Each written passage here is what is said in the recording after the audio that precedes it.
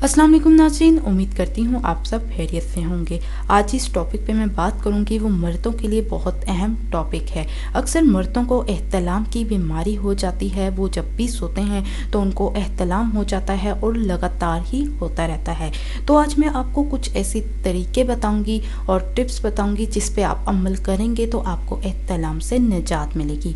तो अब आते हैं वीडियो की तरफ। नंबर 1, दूध का इस्तेमाल एहतलाम में गैर मुफीद रहता है। अगर आदत हो और साथ ही पुख्ता तजर्बा हो कि दूध का कोई खराबी असर नहीं पड़ता तो थोड़ा इस्तेमाल करें। सूरज ग्रुप होने के बाद दूध नहीं पीना चाहिए। ज़्यादा मक्खन का इस्तेमाल मुफीद रहता है।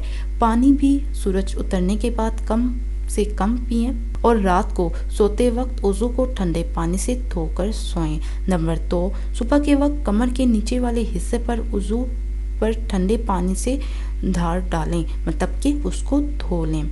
नंबर 3, पेट नरम रखें। मार्च की दाल, खुश्क आलू, मिठाई और लाल मिर्च ना खाएं, ये बिल्कुल कम खाएं। खुराक हल्की रखें। ताज़ा सब्जियां, साग, शलजम, घी, मक्खन, रोटी, चावल अच्छे रहते हैं। ठीक है। नंबर 4, गोश्त, अंडा, शराब, बैगन वगैरह कम गरम और भारी अशिया नेज़ खटाई, तेल, प्याज से कतई परहेज़ करें। चाय का भी इस्तेमाल कम करें। नंबर 5, ख्याल बहुत पुख्ता रखें। जहाँ कोई भी शोहफत की बातें हो रही हों वहाँ से भाग जाएं, मतलब कि उठ जाएं। सिनेमा थिएटर वगैरह ना देखें, नावल ना पढ़ें। नंबर 6, एहतलाम के मरीज़ों को वज़ू पर लैंप नहीं लगाना चाहिए, मतलब कि रोशनी का इस्तेमाल ज़्यादा नहीं करना चाहिए वज़ू वाली जगह पर।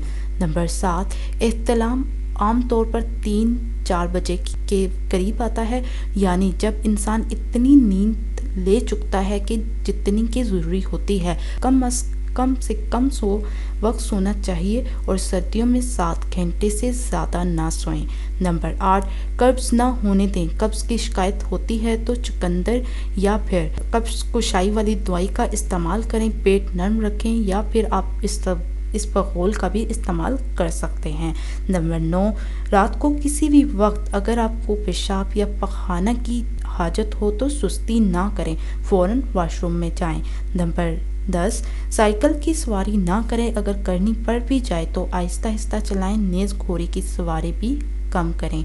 नंबर 11, वर्जिश जिसमें रोज़ाना दौड़ना पड़ता हो वो भी आप कर सकते हैं। अगर आप रोज़ाना करेंगे तो ये भी आपके लिए बेहतर है।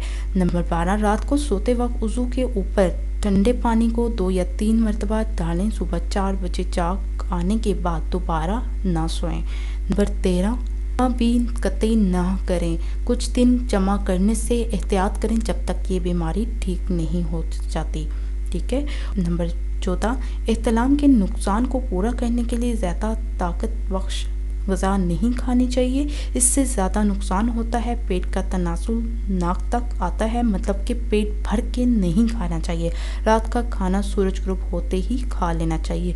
ये थी हमारी वीडियो उन हजरात के लिए जिनको एहतलाम बहुत ज़्यादा होता है, तो वो इन चीज़ों को नोट करें। अगर ऐसा करेंगे तो उनका एहतलाम की बीमारी बिल्कुल ख़त्म हो जाएगी, इससे निजात मिलेगी।